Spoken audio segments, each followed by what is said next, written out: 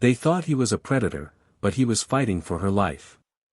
At a glowing resort pool, Julia, a 25-year-old white woman, slipped beneath the water, arms flailing before going still. Malik, a young black lifeguard, dove in, wrapping her from behind to lift her to safety. But the second they surfaced, a shout split the night, "Get your hands off her!" From the deck, mercy looked like crime, and judgment struck faster than the water could drown her. The pool lights shimmered against the water as Julia, a 25-year-old white woman, slipped beneath the surface. Her arms flailed once, then went limp. Malik, a young black lifeguard, dove in without hesitation. He wrapped his arms around her from behind, locking her chest upward so she could breathe, pushing toward the edge. But before he could lift her out, a shout split the air. "What the hell are you doing to her?" A middle-aged guest at the poolside pointed furiously.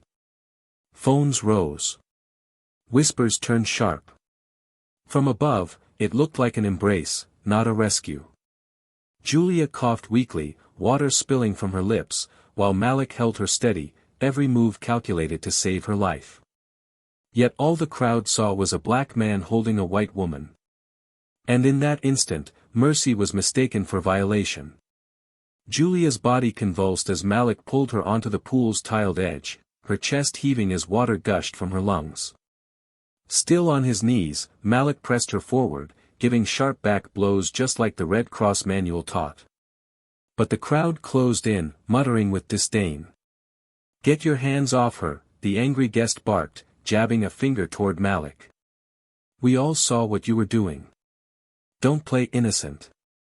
A guard in a resort polo rushed over, glaring at Malik as if guilt was written on his skin.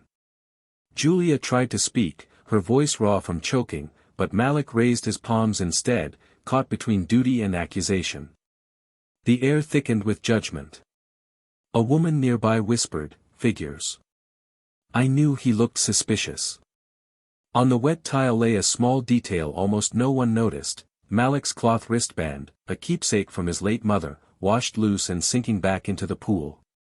It was the only thing that mattered to him besides saving lives, and now even that slipped away, just like his dignity under their stares. What would you do if your act of rescue was twisted into a crime, in front of everyone watching? The resort guard yanked Malik by the arm, pulling him away from Julia as she coughed violently on the ground. "You're done here," the guard snapped. The guest who had shouted earlier leaned in with venom, "Pervert. Thought you could take advantage, huh?" The words cut sharper than the chlorine in Malik's eyes. Phones hovered above him, recording a story that wasn't true. Julia's lips trembled as she tried to explain, but the crowd drowned her out. "Look at him holding her like that. Disgusting." Malik clenched his jaw, his wet shirt clinging to his chest, his breath still ragged from the dive.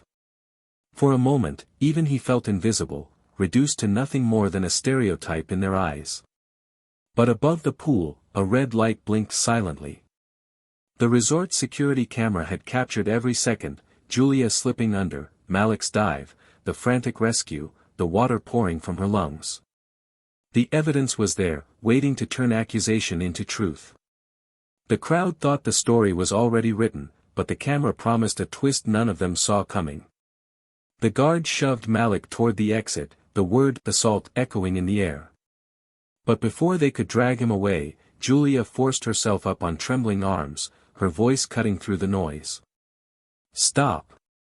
He saved me." The crowd froze. Her hair clung to her face, her skin pale from the water, but her words were steady. "I was drowning. He pulled me out. Without him, I'd be dead." Silence rippled across the poolside. All eyes shifted to the security monitor the manager had rushed over with, grainy footage of Julia sinking, Malik diving in, every rescue motion undeniable. The angry guest's face drained of color. Phones lowered. Malik straightened, water dripping from his shirt, his chest rising with controlled breaths. He looked the guest in the eye and said only one line, "You judged me for my skin, not my actions." The guard released his grip, shame flashing across his face. Julia reached for Malik's wrist, pressing the soaked cloth band back into his palm. "Don't let them take this from you," she whispered. The crowd dispersed in uneasy quiet, but the echo of that night lingered, proof that prejudice can drown faster than truth, until courage forces it to surface.